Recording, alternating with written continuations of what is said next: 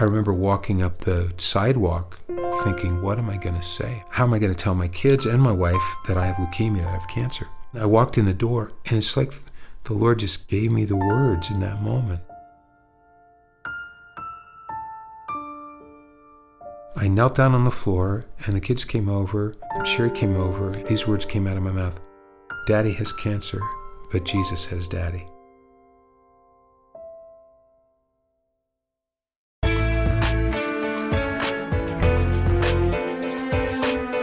Welcome to the Brand New Me podcast. I'm Frances. And I'm Pam. And we are two women passionate about helping others thrive in life, not just survive.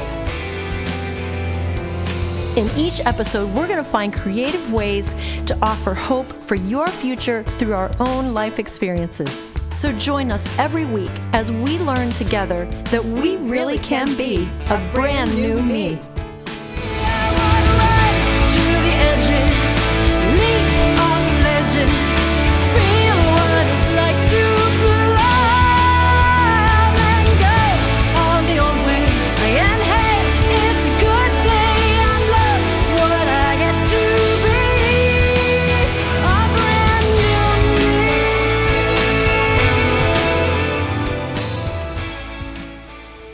Hi everyone, and welcome to episode number 49. Not only are we heading toward number 50, a nice milestone, but we are also heading toward the first year anniversary of this podcast. June 30th, 2017, we started our little podcast called Brand New Me. Pam and I had a vision to do this, and we're still going, and we have had over 5,000 downloads so far of this podcast. We're so excited. And so a big shout out to all of you who have been listening, who've been subscribing, who've been sharing this with your friends. We could not do it without you. We need people who are on the other end of this microphone and listening to us. Also, just want to let you know that in celebration of this 1-year anniversary coming up, we are going to have a little bit of a makeover done. We're going to have my producer, Eric Copeland, who also produces my music. We're going to have him redo our artwork. We're going to have him build us a website so we kind of have a landing page where we can send people and put show notes and that kind of stuff. We are also going to incorporate more music, not just my music and not just royalty-free music that I use sometimes underneath interviews. We are going to incorporate a whole new catalog of songs put out by Creative Soul Records, which is the record company that produces my music. Now, this is not a major label record like Sony or something, but Eric does a lot to help his artists. It's very close to having a manager for us. He's just amazing. And we've got all this great music. You may never hear it on the radio, but it's still great music. It's well written, it's well produced, and it's by other artists like me who are out there doing it ourselves. We don't have a big major label with marketing and all kinds of machinery behind us and finances behind us. We're just out there doing it, planting seeds on our own, working our little farms. And so I'm going to use this podcast to start featuring other people's music. And we're going to start today with a song by Skylar Kaylyn. And it's called This Too Shall Pass. And it fits the theme of the story we're going to have today. And I'd encourage you, go to iTunes when this podcast episode is over and look up Skylar Kaylyn and download her song for 99 cents or whatever it is on iTunes. Encourage and support independent artists. We'd be so excited if we could connect our listeners with new music and support other artists. All right, so talking about this episode, we are so thrilled to have Pastor Dave Hess with us today. Not only is he a pastor, a speaker, an author, but he is my pastor. Tom and I go to his church, Christ Community Church. We've been there for 10 years, been members there 10 years. It's where I hold my current Portraits of White Christmas show, and I am so grateful for the way they have supported me in this big dream that I've had. And that's what they do at this church. They encourage so many people with dreams and passions, and they bring them up on stage and bless them and encourage them. And what that does is it encourages other people in the congregation, in the community, to start working toward their dreams and the stuff that God has put in their heart. And I just love that.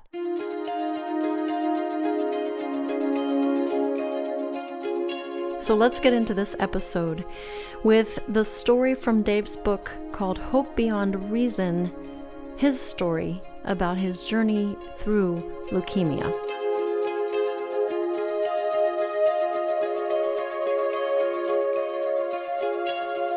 Well, we're happy to have Dave Hess here. Dave, you are an inspiration in my life. Truly, when Tom and I came to Christ Community for the first 3 years, I would just sit and weep.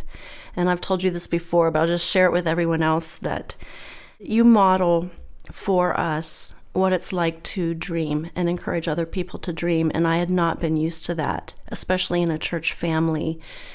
It is such an honor to have you here today to tell your story. And it's very timely because I just got a message from a friend on Facebook this morning who we were talking about something else.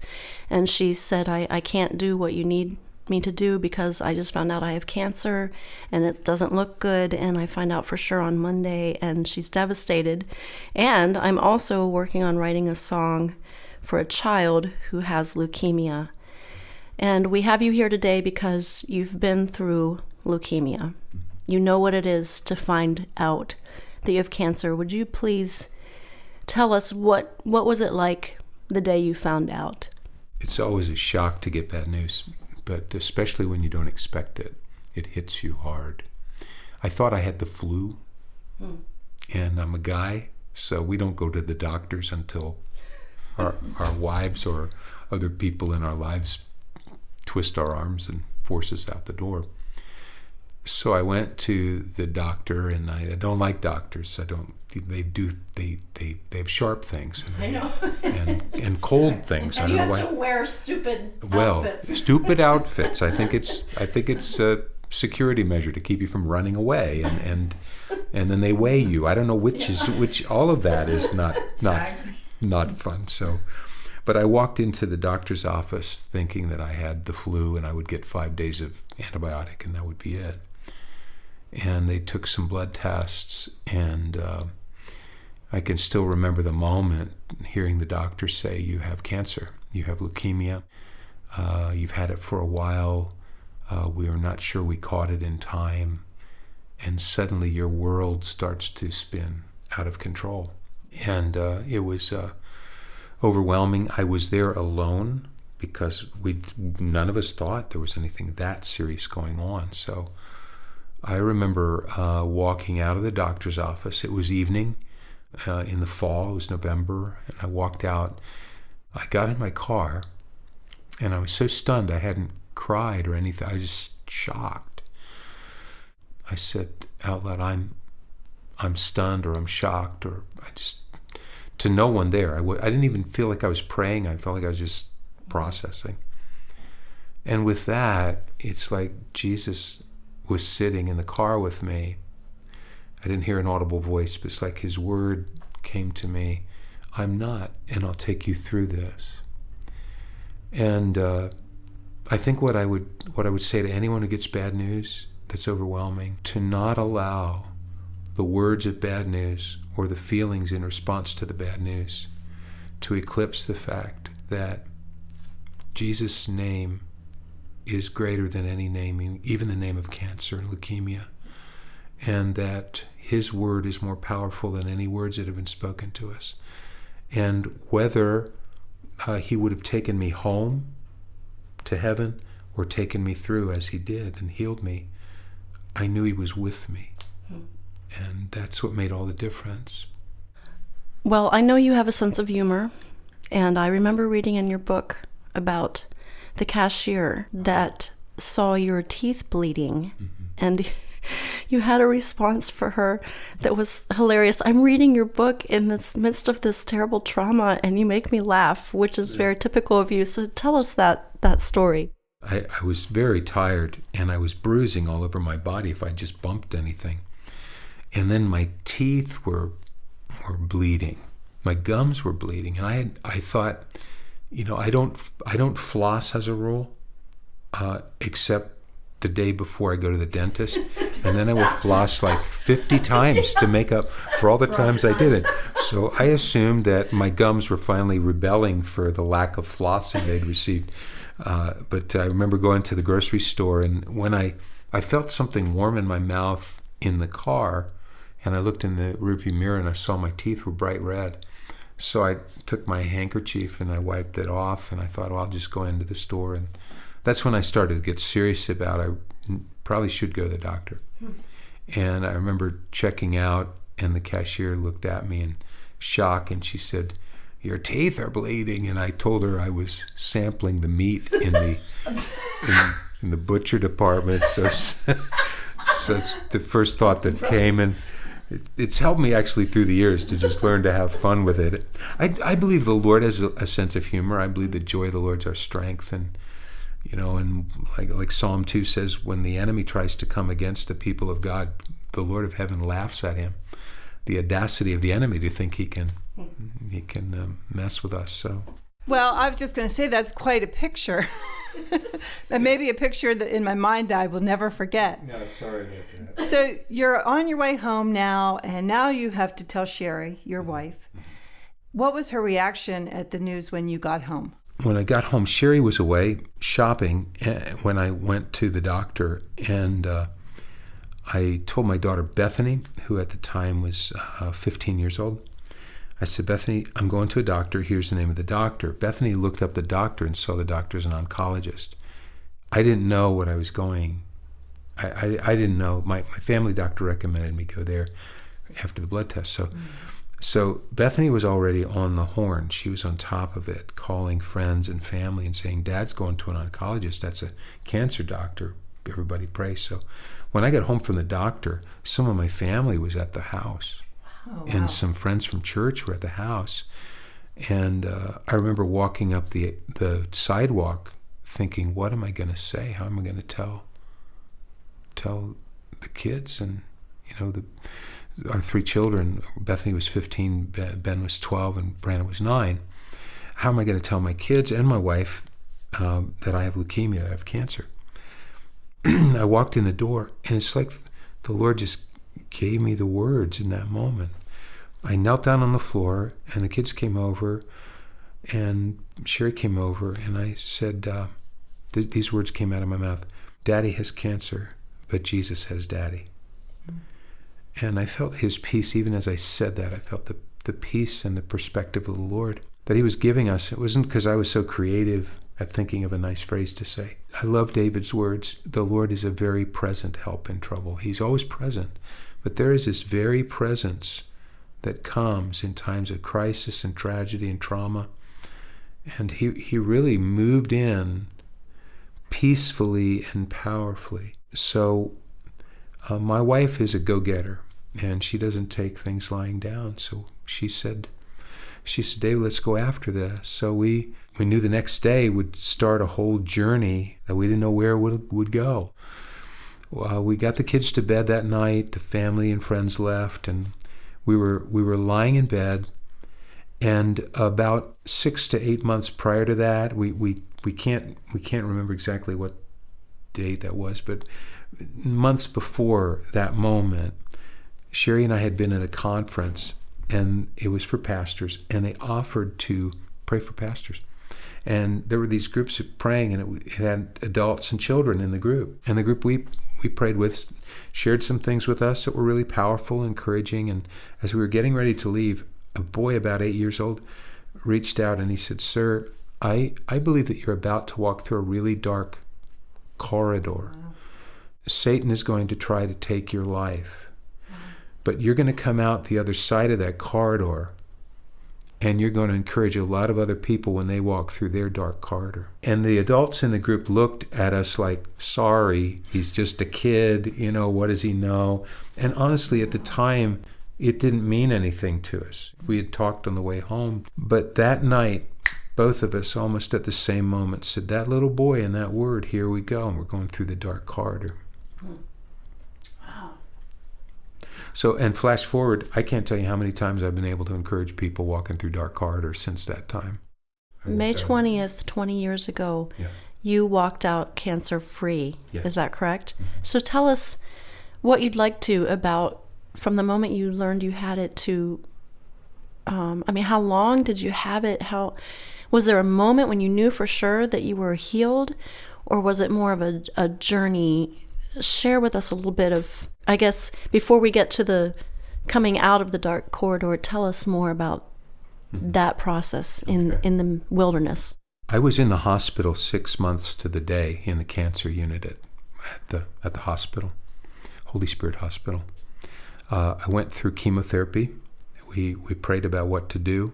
There are those who were part of our life, part of our church, who felt that I should have just in faith gone back home and prayed and not trust medical science.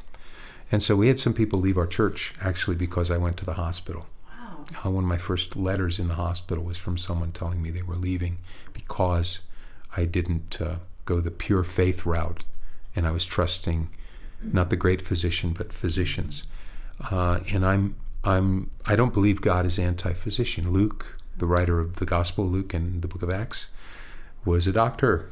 And Jesus said the sick need a physician. So I don't believe that the Lord is anti-medicine, and faith is one or the other. I think both can work together.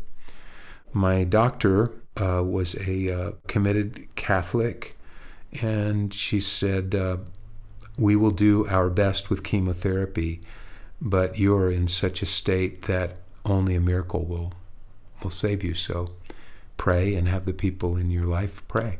So right from the start, even my physician was saying, call on the great physician. So we prayed. I went through chemotherapy. Several things happened. I could just tell you a few things that happened.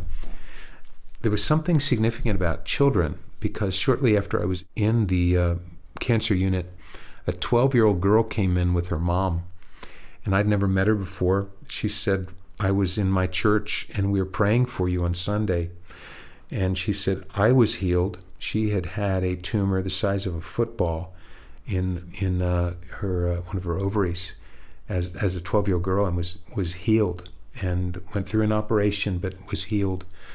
And she said, this is the scripture that God gave me, and I heard God tell me on Sunday to give it to you. So she gave me a little note card with Psalm 118:17 on it that says, I will not die, but I will live, and I will declare what the Lord has done. And so I hung that on the bulletin board beside my bed, and I would look at it every day and pray that. I went through several rounds of chemotherapy, extensive rounds, 24/7 for 7 days, constant flow chemotherapy. I lost all of my hair within a week, and it was very aggressive chemotherapy treatment. They said that the leukemia had abated, but they weren't sure. They said it's so aggressive, it probably will come back. And so one night I was thinking about this, and I was pretty overwhelmed with the thought of dying and leaving my wife and my 3 young children. I started to sing a song that had been really near and dear to me by Kirk Franklin. It was the song, I know that I can make it, I know that I can stand. No matter what may come my way, my life is in your hands. And I'd sing that to the Lord. Well, that night I was overwhelmed with grief, and I started to sing the song, and I couldn't sing it anymore.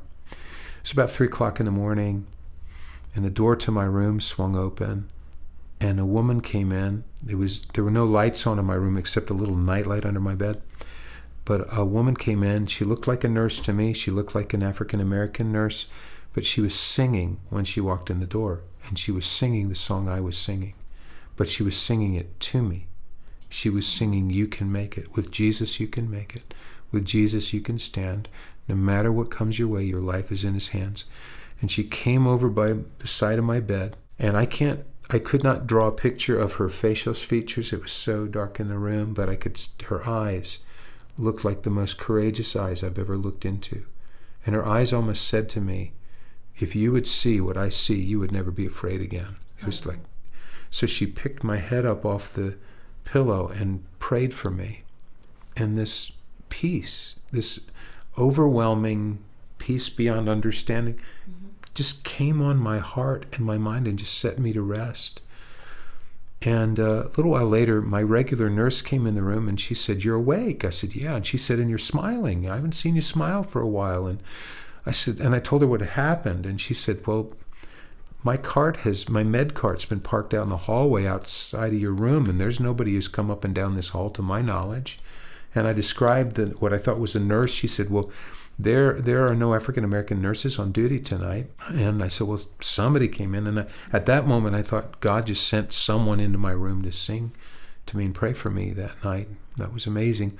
The next day, we looked through the cards. Sherry and I, my wife, looked through the cards we'd gotten in the mail.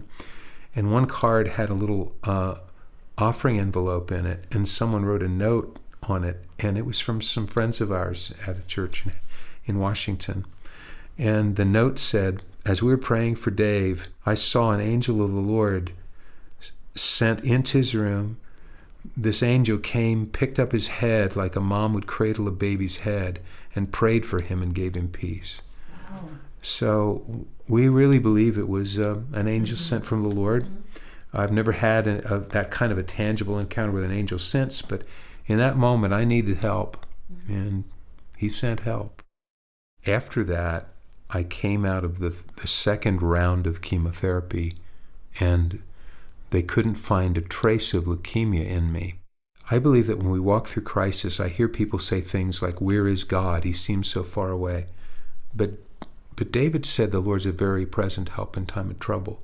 And I would encourage anyone walking through trial to turn their heart and their faith toward the Lord and trust that he's bigger than this situation and he can get through and get to you.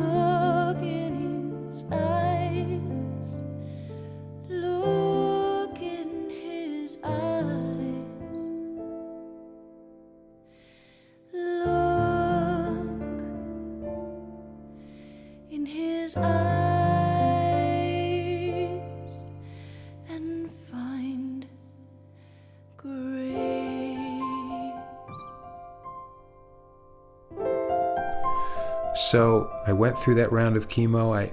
Chemo was really rough on me. I've never felt so sick, nauseated in my life. It was not a pleasant experience. My mouth tasted like aluminum foil for forever. One night, just really feeling irritable and not able to rest, this phrase came in my mind, Nahum 1:9. And I've got to admit, I love the Bible. Nahum is not one of my top 10 books to read. And I didn't know offhand what that verse was. I thought, well, it's an Old Testament prophet. It's probably smiting someone or someone begets somebody else whose name you can't pronounce. Yes, begatting somebody. And they begat a lot, didn't they? And they were very, very prolific. So I looked it up. I got my Bible there on the nightstand, and Nahum 1:9 said, "This infirmity will not come back a second time." And so the next day, the doctor came, one of the doctors from the team came in, and he said, "Dave, we can't find any sign of leukemia in you, but we're going to continue with another chemo treatment when you recover from this one." And I just want to tell you that with our history with this kind of, it was acute leukemia. It's a very aggressive, it's the most aggressive kind of leukemia. Our history with acute leukemia is it comes back with a vengeance. And when it comes back, and he used the phrase, when it comes back the second time, it's usually deadly. So we just want you to be aware of that. And so right away that word came to me, this will not come back a second time, and it didn't.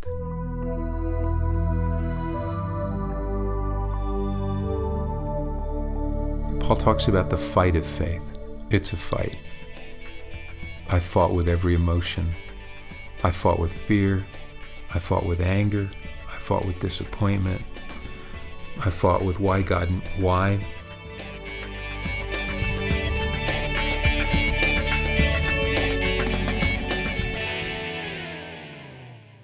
The guy next door to me in the hospital, we were each in private rooms because of if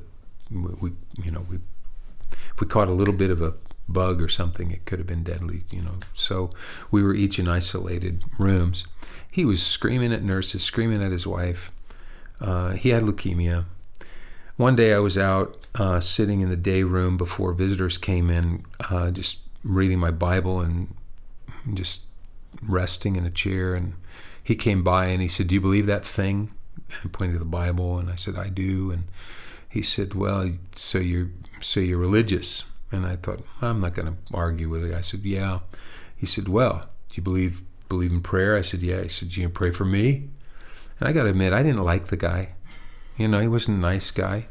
But Jesus never said only pray for nice people. So I thought, shucks, I got to pray for him. So I prayed for him, and I would say I didn't pray a long prayer. I prayed a simple prayer. I reached out my hand. He grabbed my hand, and he really held on to my hand. And I said, Jesus, bring healing to this man's body. And it wasn't a few weeks gone by, he showed up at my door with his wife in his street clothes, and he said, "Well, your prayer worked. I don't have leukemia anymore." And he went home. And then, I found out at that moment that I still had it. So we had a talk. God and I had a talk. Like, what is the deal here? So healing this mean guy. You healed a mean guy, exactly. And so I felt very set free. Just the heart of God is so open to our questions, our challenges, our frustrations, our feelings. I love that David said in Psalm 25, we can inquire in his temple. We can ask questions. Doesn't mean you always get an immediate answer.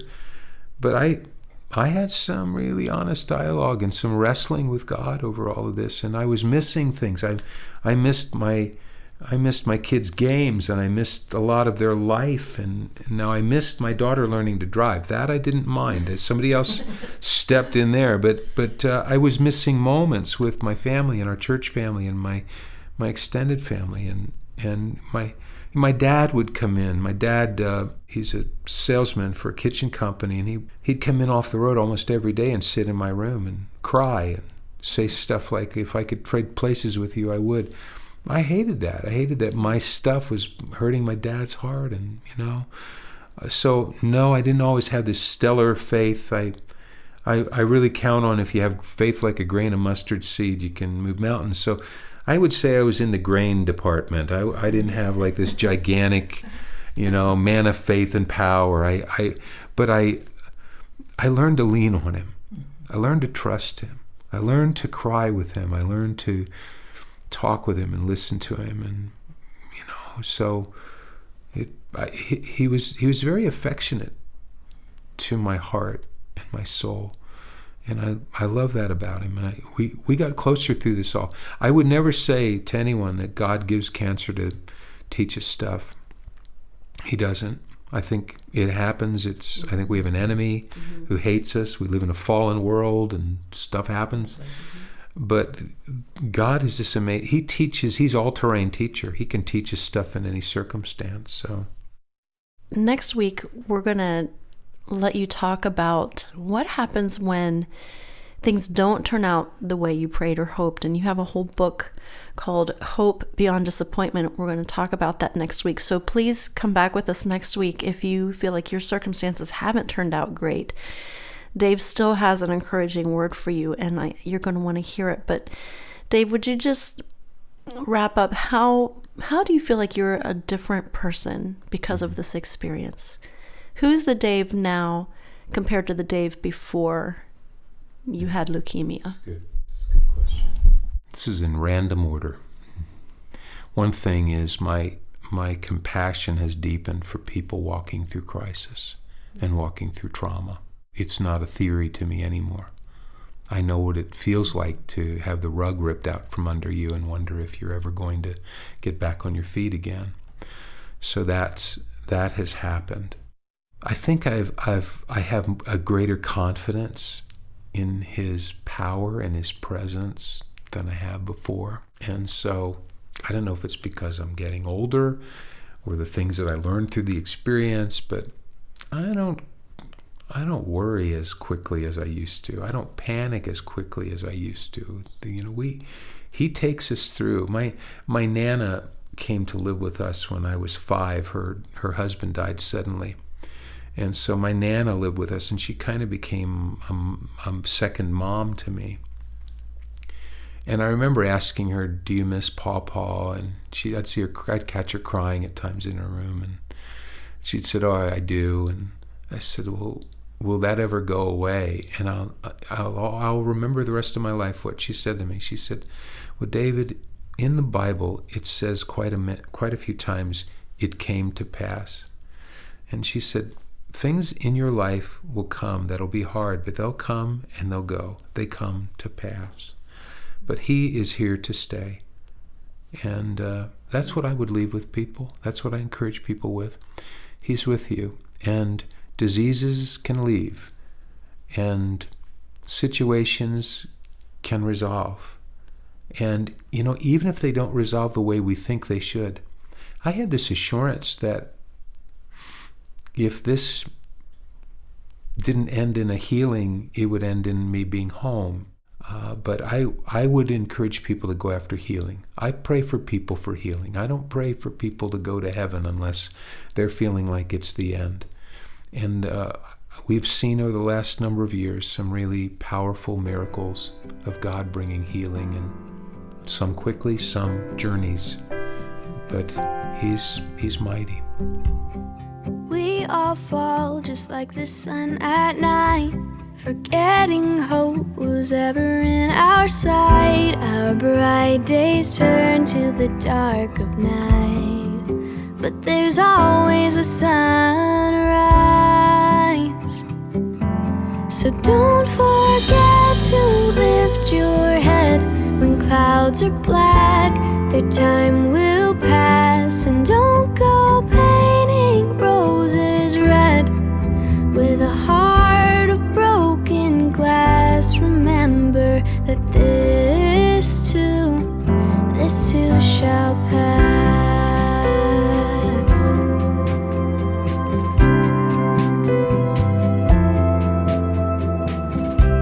The flowers close after the sun goes down, but only then can the stars be found. Don't drown yourself in the underground, 'cause God is always around.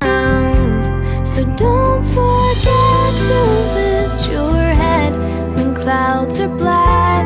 Their time will pass, and don't go painting roses red with a heart of broken glass. Remember that this too shall pass.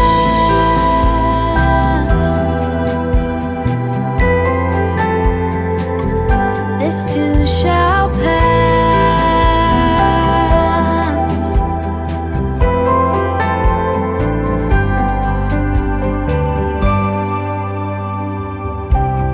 Take a look around and you will see that where you are is where you're meant to be. Though things look cloudy, the sun is still shining bright.